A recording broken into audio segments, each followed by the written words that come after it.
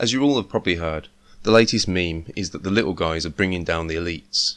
That's what you'd think if you'd listened to pretty much any alternative media from the populist left and right, and most of the traditional media in fact.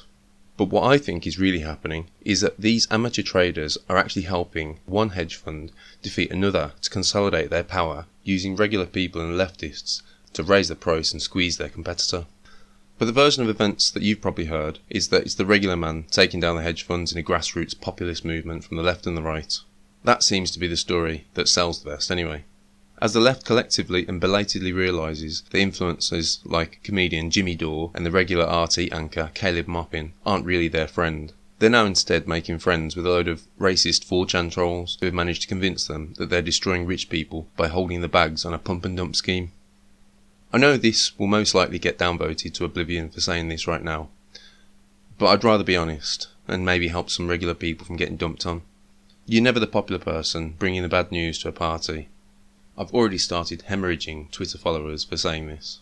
But are people seriously trusting alt-right influencers like Tim Pool and Sargon of Akkad, who are encouraging people to put their stimulus checks into pump and dump scheme? As in, the guys throwing in for a meme are going to lose their money.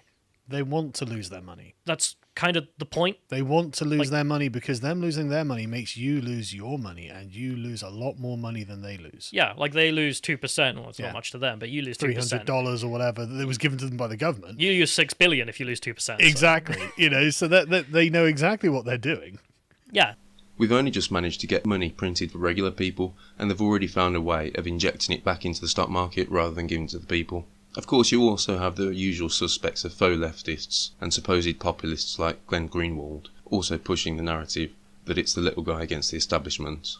But you also have popular left tubers like the Serfs and Vaush pushing the same narrative, and also the Serfs were trying to push the narrative, the same as Sargon of Akkad, that the Wall Street Bets Discord server was banned for market manipulation, even though they confirmed it was for hate speech, when millions of normies and lefties flooded a space filled with alt-right. Okay, so this guy, Chris Ciliza, right, he's essentially like a culture warrior who works for CNN. I watch a lot of his videos, actually. He basically does the same thing that we do, and talks about the culture thing. And so I'm not surprised that he sees Trumpism in what's happening here. But to be honest with you, I kind of agree with him. There's a sort of strain of populism, but his argument is that it's, some kind of, like with the other guy saying this some kind of related to racism on the alt-right or something like that. Yeah. And, of course, this is all absolute nonsense. They know it's nonsense, but they're part of the swamp people, so they've got to take down. Is it nonsense, though? I think it is nonsense that Wall Street Bet is full of racists. Like, they're just objectively not. Like, most of them are not white, by the looks of it, so... But pretty weird.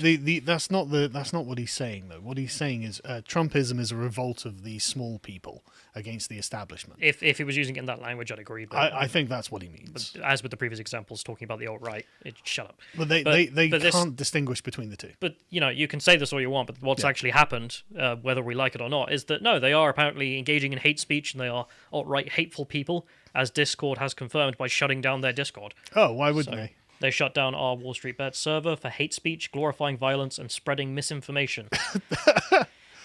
Like the stocks is now misinformation. To be clear, we did not ban the server due to financial fraud related to GameStop or other stocks. And it's like well, that's good, because what fraud has occurred here? They can't claim that they've broken the law because they haven't. So they're just saying, we took them down for hate speech. Yeah. Name the hate speech. Like, they've got nothing. It's just these people are... It's the synchronization of all these narratives. It's us versus them. But sorry, let's go on. Yeah, Elon Musk responded to this, saying that even Discord has gone corpo. I assume he means like corporate. I mean, it's not really that. It's the SJWs again. Like, they run everything. But this narrative of the little guy versus the big guy, is it really true? The reality is that it's looking increasingly like a battle between two limited liability hedge funds competing against each other on either side of the trade, but with one side using regular people to help squeeze their competitor. The GameStop price has big institutional market makers supporting the price. Stock prices aren't sustained by buy orders alone, and activity continued trading even after retail investors from Robinhood were stopped from trading. The buy support is most likely fake and weak with lots of slippage in most cases anyway, but it's still there and it's helping to pump the price. The majority of the volume on both sides is coming from Wall Street rather than retail investors anyway.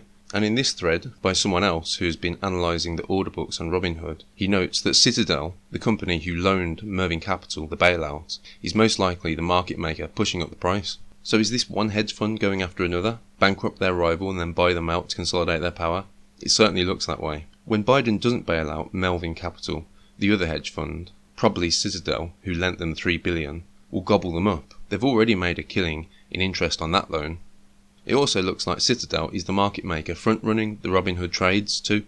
Robinhood was marketed to young people and non-investors.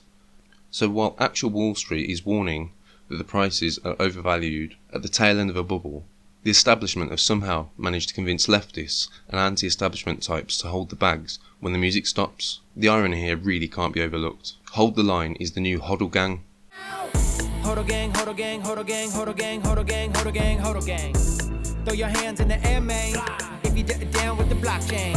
I ain't got time for the haters, man. We about to grow to 1 million. All of you big leftists and influencers who are encouraging this next big scam where leftists are held holding the bags are going to get remembered. Did nobody ever tell you that the big guys always win? Do you think you're defeating the hedge funds? Or actually, more rather, pension funds? The hedge fund managers are hedge funds. They limit their liability. Individual investors don't have that luxury. People on r/Wall Street bets are currently staking their next few months' mortgage payments and taking out loans on leverage. They're not just doing this as a joke for the memes.